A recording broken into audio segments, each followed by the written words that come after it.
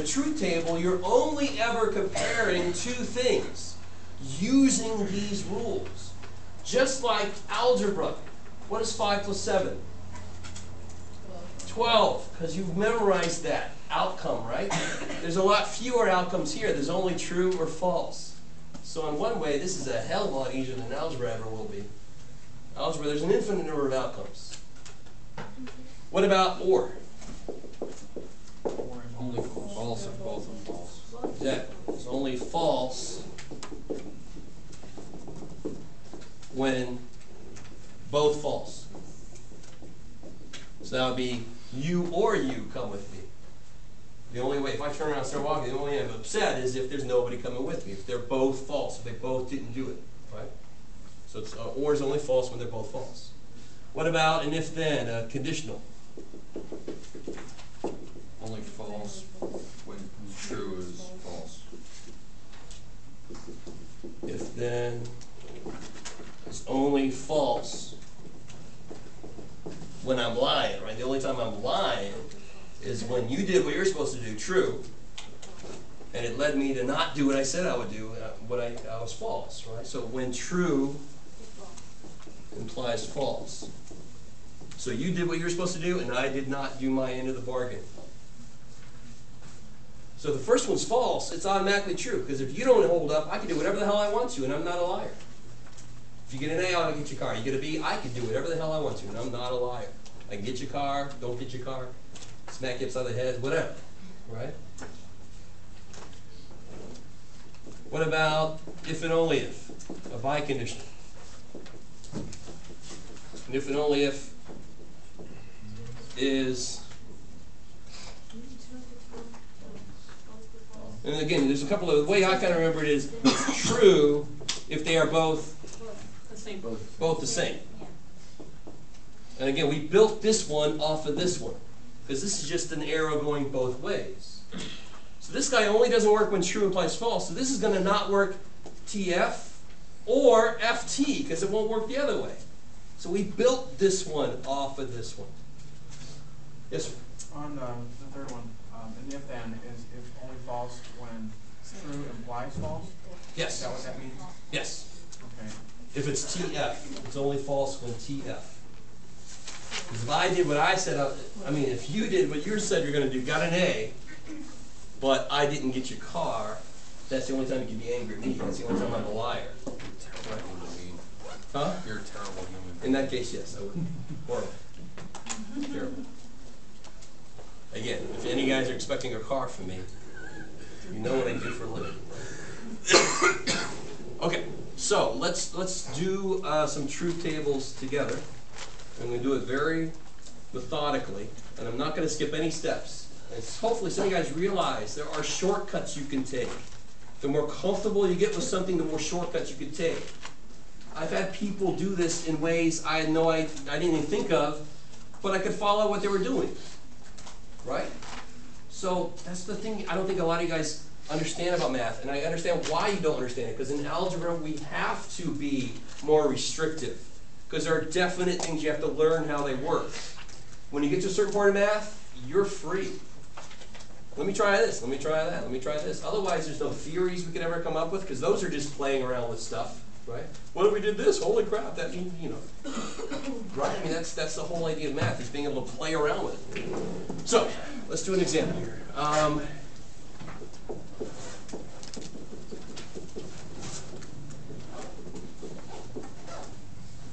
Okay. So let me see, let's investigate the statement P, if and only if, not Q or P. So I think we'll do a few together. I'm going to do a 3-letter one also. I don't think we did a 3-letter one together yet.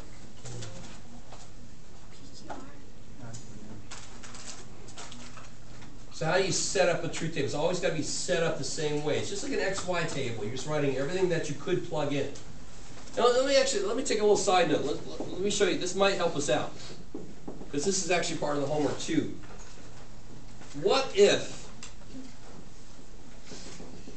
P was false and Q was true. And this triple-decker equal sign is actually defined as, right? You don't necessarily have to use it, but I'm OCD like that, so I gotta do it. So what if P was false and Q was true? This is just like algebra now, really, right? If you want to look at it that way. What can I do here? What can I put there? What would you do in algebra? Bunch of variables, but now you know what they are.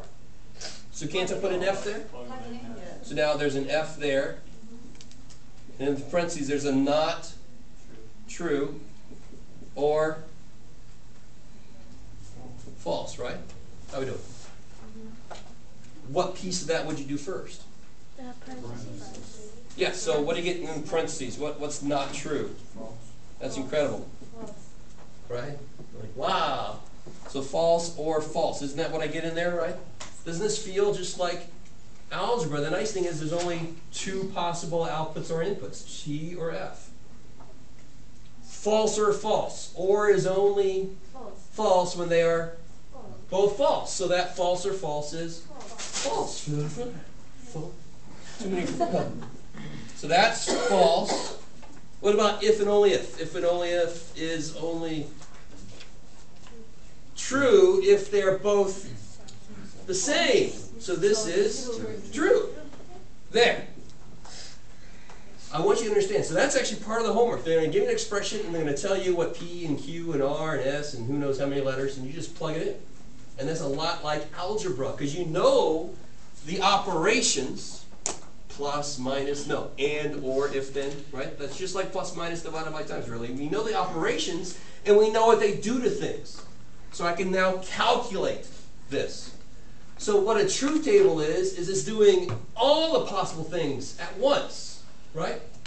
Not just a specific FT line, but I want to do TT, TF, FT, FF. So this is going to be one line of a truth table. Do you guys see that? So that's really what we're doing, is we're plugging all the stuff in at once. So just trying to make the truth table for this. So what are my inputs for this truth table? Yeah. TT, TF, FT. So I don't know, did I kind of say like 2, 1, 2, 2, 1, 1, 1, 1? It's going to help us out because the next one will be 4. 4, 2, 1. T, T, T, T, F, F, F, F. T, T, F, F, T, T, F. You'll see in a minute when we do 3 letters, right? Yeah. It's a nice way to remember how to set it up. Oh, here I just put the whole expression, right? P, if and only if, not Q or P. Okay, so that's just setting it up. I think the book does a decent job of giving you some idea of how to organize this, how to keep track. Can somebody tell me right now, what's the last thing you would do? What's the last operation? If and only if. Yeah, the double arrow, right? Of course that's the last thing, because the first thing you would do is what's in here. So we still got to kind of talk about order of operations of logic symbols, right? So that's coming up here in a minute. But the parentheses definitely help me out in this. So if what could I put underneath P? I could put what P is. P is T, T. What would I put underneath not Q? The opposite. Good. So it'll be because here Q is T, so not Q must be F, and so forth, right? Some of you guys might realize there's a lot of opportunity for shortcuts here. I don't really have to write all this out, truly. And underneath P, I can just put again. No, it's got to be P. Okay. True, true, false, false. Not P. Not P. Wait, how'd you get false, true, false, true? What's Q? True, false, true, false. So what's not Q? Okay. False, true. Yeah. Okay. You guys with me on that? Yes. So what is true in this line right there? P is T, Q is F. So what's not Q going to be in this line? True, because in this line, do you guys see how that works? It's just like an XY table. Can you say that again? It's just like, watch this. just like an XY table, if I had a function, 4x squared minus 1, XY, 0, 1, 2, 3. What would go right here? How would you figure out what goes right here? Plug in what? So in this line, x is 2, right? So in this line, q is f, so what's not q? True, right. Not false is true. That's all we're doing. So we're doing this on each level, right, all at once. So right here, of course, like you said, I'm going to do that last, I'm going to do that first, the or. Or is only false if both are false. only false when they're both false, right? So the only place I'm going to put an F then is right here. Everything else has to be true, right? Yeah. So here's what I do. So the book kind of is nice. The book, I think, would actually number underneath here. This is like the first thing we did, the second thing we did. I would cross these out. I don't need them anymore, do I? Just like 3 plus 7 is 10. Do you still need the 3 and the 7? No, I don't need that crap. I just got 10.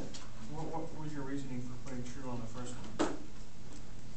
Because or is only false if they're both false. And the only place they're both false is right here. So what's false or false? False. False, when both are false. Anything else false or true is true. Okay, that's Okay. You guys see how to look at this. And again, it's all about exposure to the idea. Right? Slowly going to absorb into the brain. Yeah. So where are you getting the or from? You're getting the or from The given problem. They got to give me so, this. So it's not Q or E? Is that Exactly. what I know that's an or statement. Yeah. So it's just like in algebra, they would have given me x squared minus yz plus Right. w. I have to work with it, and then they tell me what x and y and z and w are. Yeah, I I plug it in. Yeah. Same. They gave me a function. There's my function, and I got to work with it. Okay. Cool. I would even do one more thing. I would kind of circle this first, just to kind of focus my eyeballs, and say, now what am I going to compare? Notice what I meant. This is what I meant earlier. You're only ever comparing two things. Because every statement is only about two things. Both true, both false, both the same, whatever, right? So right there, it's only comparing these two. They're done. Now I want to compare these two. And if and only if is only true when they're both the same. So it's true. So the only place it's false is the last one. That's the only place where they're not the same. So you'll notice, and then right there, make that a big old box, put like star and put like big arrows, and make sure I can find your answer, right? Don't just have a true table with all letters and I'm like, where the hell is your answer? You know, just mark it the hell off. Make sure I can find it. The biggest mistake people make, and I just forgot what I was going to say, it sucks. It's like, that sounded important, Jeff. Shit. No, they'll come back. Oh! This I already kind of mentioned, but still.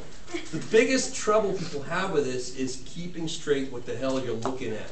And you could tell that's going to be a big problem. That's why, did I really need to write these down? Well, if you still, no. I don't want you to feel like you don't. But eventually, the more comfortable you get, do I need these? No, they're right there. As long as you can kind of look in the right place. As long as, if there wasn't so much crap there, it'd be easier, it'd be cleaner. But if you like to write them all down so they're right there, cool. But the more comfortable you get, the more time you save, the less crowded it gets if you don't have to write all this crap out. Now this one I would agree, I'd have to write it out. Because it actually changes something, right? But the more comfortable you get, the more shortcuts you can take, the quicker you can get there. Yeah. Okay, so that's what the biconditional sign, correct? This here, yeah. Okay, so what I have written down is only true if both the signs are the same, right? Both are the same. So here they're the same. Right. So it's true. Here they're the same. So it's true. Here they're the same. Oh, I wrote something wrong. Uh-oh, okay. So it's only false when they're different. You can say that. That's why it's like there's two different ways to say the last. There's only false if they're different. If you want to say it that way. Same thing. Same difference. I love that phrase. Same difference. It's like, what? No, just